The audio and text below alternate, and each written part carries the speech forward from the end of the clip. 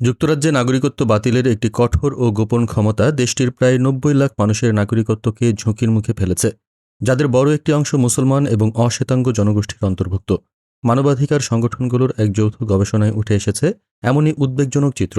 রণমিট trust ও মানবাধিকার সংগঠন রিপ্রিভের প্রকাশিত গবেষণা বলছে, যুক্তরাজ্যের স্বরাষ্ট্র সচিবের হাতে এমন আইনি ক্ষমতা রয়েছে যার মাধ্যমে জনসংখ্যার প্রায় ১৩% মানুষের নাগরিকত্ব বাতিল করা সম্ভব, কোনো পূর্ব সতর্কতা ছাড়াই। এই ক্ষমতা সবচেয়ে বেশি প্রভাব ফেলছে দক্ষিণ এশিয়া, মধ্যপ্রাচ্য ও আফ্রিকার বংশোদ্ভূত ব্রিটিশ নাগরিকদের ওপর। গবেষকদের মতে এর ফলে যুক্তরাজ্যে নাগরিকত্বের ক্ষেত্রে একটি কার্যত দ্বি-স্তর ব্যবস্থা তৈরি হয়েছে।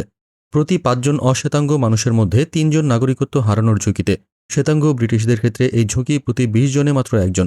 গবেষণায় বলা হয়, যেখানে শ্বেতাঙ্গ ব্রিটিশদের নাগরিকত্ব কার্যত শর্তহীন, সেখানে মুসলমান ও সংখ্যালঘু জনগোষ্ঠীর নাগরিকত্ব হয়ে উঠেছে শর্তসাপেক্ষ।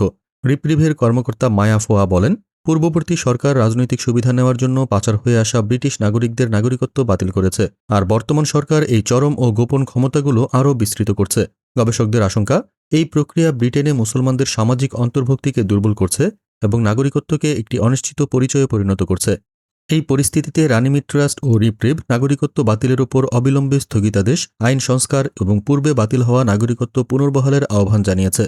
মানবাধিকার সংগঠনগুলোর প্রশ্ন, নাগরিকত্ব কি সবার জন্য সমান অধিকার, নাকি তা এখন বংশ ও পরিচয়ের উপর নির্ভরশীল?